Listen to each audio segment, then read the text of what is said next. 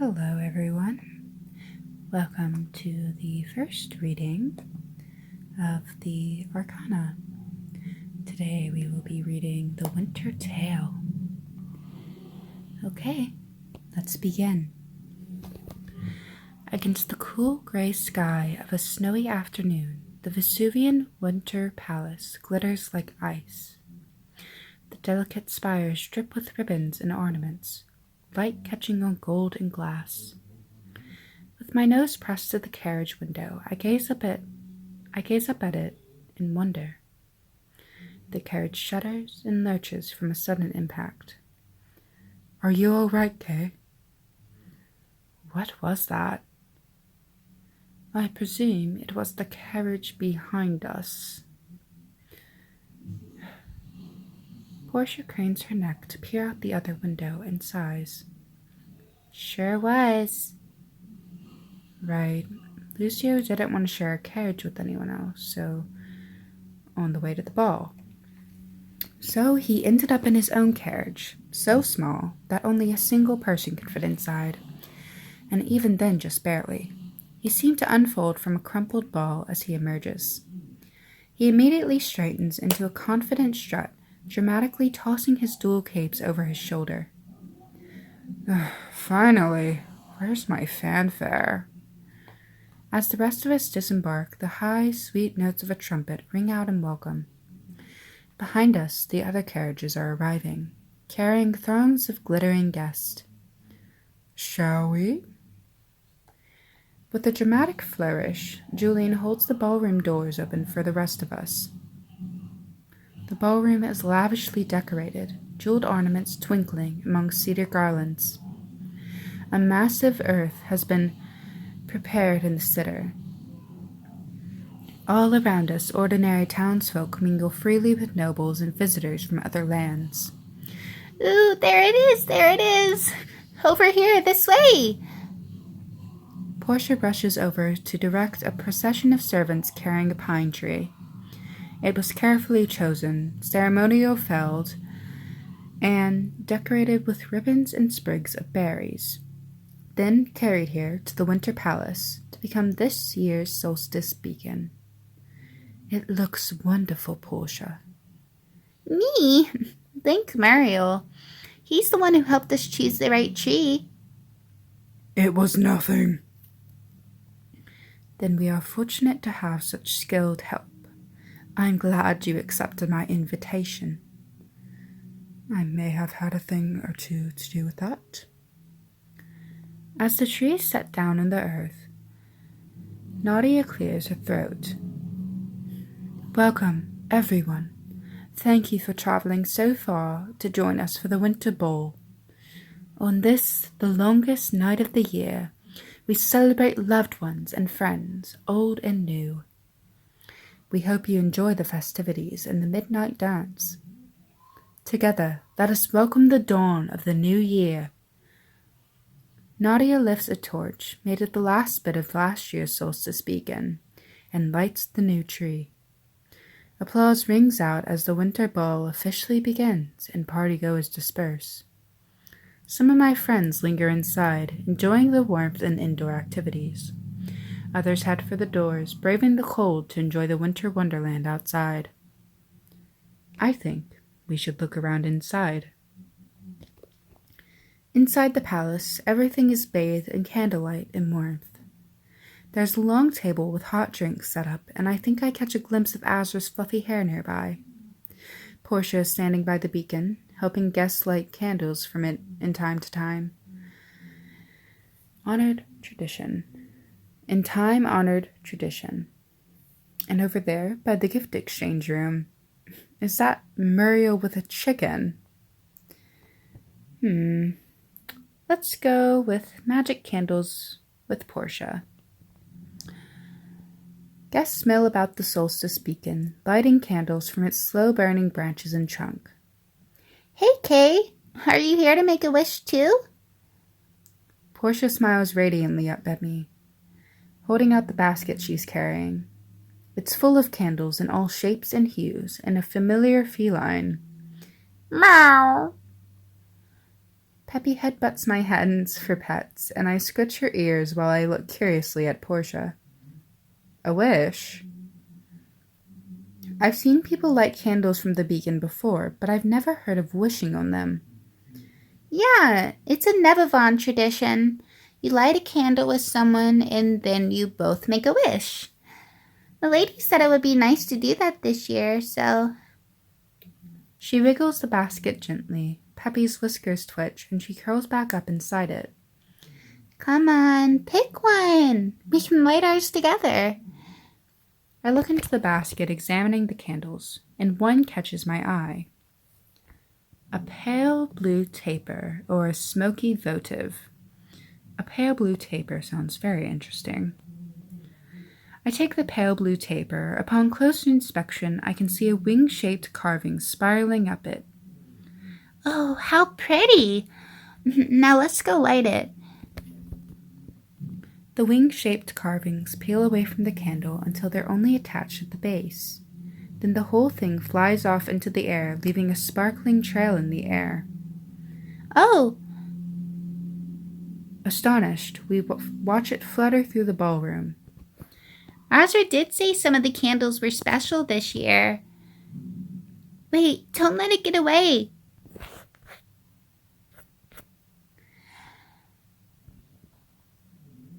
We chase after it, running through the hallways and rooms, past startled guests and laughing partygoers. Out into the snowy expanse around the palace. Kay!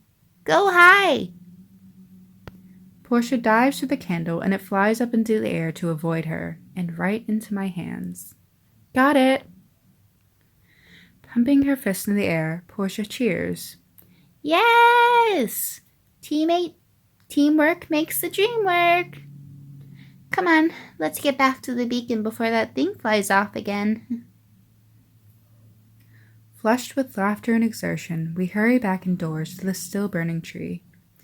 The candle wiggles a little in my hold, but doesn't manage to get away the second time. Easy does it. Watch the flames. When I touch its wick to the tree, more and more wings unfold from it until I have to let go. And it floats up into the air, leaving a trail of magical sparkles behind it. Wow, it's so beautiful. She looks so entranced that I have to nudge her a few times before she looks away. We need to light our candles together, right? To make a wish. Oh, right. She hastily picks a candle out of her basket, a white pillar candle. Let's see. She touches its wick to the beacon's branch, and it lights without any trouble. I'm not gonna lie, I was kind of hoping something cool would... Wow. The candle unfurls in her hands, and the layers of wax splitting apart to reveal layers of vibrant colors. More wicks are lifted up by the movement. I spoke too soon, huh? Well, you can't stop there. Grinning, I tug on the beacon's branches, bringing it closer so she can reach more easily. As Portia lights each wick, the candle continues to open up in her hands, until at last she's cupping a flower made of rainbow wax in her hands, its wicks burning merrily. Wow, this is so incredible. Her smile is dazzling, the pure joy and delight on her expression, as warm as the beacon itself. Beaming at me, she lifts the candle in her hands, and it floats up into the air to join the others. Make a wish, Kay. I wish. I close my eyes and conjure up a thought of what I want most this year. And when I reopen my eyes, Portia's face is scrunched up in intense concentration. Then her face relaxes, and she opens her eyes. There, got it. She places her hand over mine, smiling. Thank you, Kay, for doing this with me. I wish you a warm hearth, good fortune, and many loved ones. I squeeze her hands gently, returning her smile. And you in turn. Miss, Can I have a candle too? Portia looks down to the little girl tugging at her skirts. Of course. I'll help you light it too, okay? I'll see you around, Kay. Enjoy the ball. With a wave, she heads back to the beacon, and there's still some time before midnight. Let's see. Should we go outside or go see Azra or Muriel? Well, why don't we go check what's outside? Outside, the air is bracingly cold, but the enchantments laid on my winter outfit are keeping me warm. Lanterns sparkle among the snowdrifts, and guests play freely in the fresh snow. I can see some of the palace servants building snowmen, and Nadia moving towards them. Julian is lacing up a pair of ice skates by the frozen lake. I have a bad feeling about that. And I can't see Lucio anywhere. Maybe he's behind that huge pile of snowballs? Let's go make snowmen. Doesn't that sound fun? I trudge through the fresh snow towards Nadia, who's watching an impromptu snowman building party. Oh, hello, Kay. Hi, Nadia. You want to build a snowman? Yes, actually. I haven't done so since I was very small, and I thought it would be nice. Well, it's not going to build itself. Let's go. When I offer her my hand, she takes it, smiling slightly. Together, we make our way to the group. Hey there! Come to build a snowman, have you? Indeed, we have. There's plenty of room. Just holler if you need a hand. Nadia relaxes almost imperceptibly, smiling warmly. Thank you. We shall. She turns to me, a sparkle in her eye. What do you think, Kay? What masterpiece should we build? I tap a finger against my chin, thinking, this pure white snowscape would be a perfect canvas for, a dragon or a snowman. I think the dragon sounds cooler, don't you? How about a snow-breathing dragon? Oh my, how ambitious. I would love to help. Grinning, I clap my hands together. Then, let's get to work. It would have been difficult, even impossible, for me to do this alone. But with Nadia's skillful directions and eye for detail, it's coming along nicely. Watching her meticulously carve the dragon's scales, I can't help but ask, Are you sure you haven't done this since you were a kid? She chuckles warmly, giving me a wry smile. I was a precocious child. Although I built my snowy creations alone back then, it's far more enjoyable with a friend. Beaming, I sweep out the snow off the dragon's snout, and bit by bit the dragon takes shape. Its massive, reptilian form poses with wings spread wide, spiked tails sweeping behind it. Whoa! I could swear it's about to come to life and eat someone! I glance over. Some of the palace staff have come to watch, admiring our intricate creation. Never fear, Hestion. As fierce as this dragon looks, it is a peaceful creature. Does it fly? Nadia tilts her head, looking thoughtful, and then turns to me. What do you think, Kay? Can it? It might have been an offhanded comment, but it does give me an idea.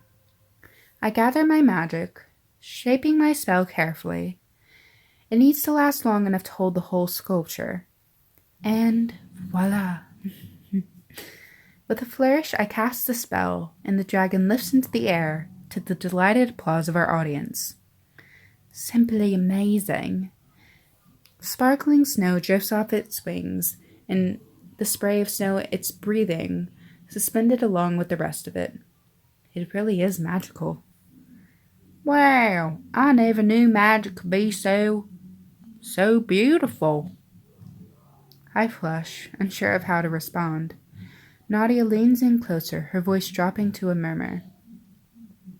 It's almost as impressive as you are, Kay. Such a feat must have been taxing. Why don't you take a break? Giving her a thumbs up, I trudge to the side where I can sit and watch the others finish. Nadia moves from one sculpture to the next, greeting the people working on them and offering her help. She looks so focused, giving all her attention to each sculpture and making sure everything is just right. It's just what I've come to expect from her.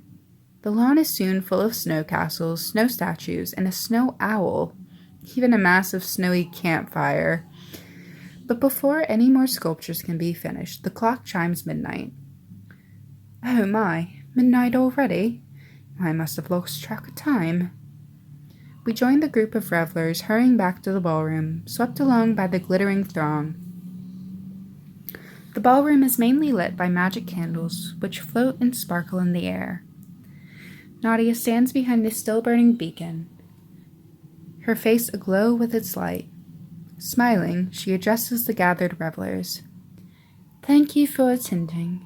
On the darkest night of winter, we find strength in one another.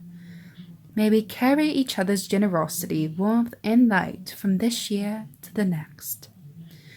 Applause and cheers ring out, and people begin choosing their dance partners.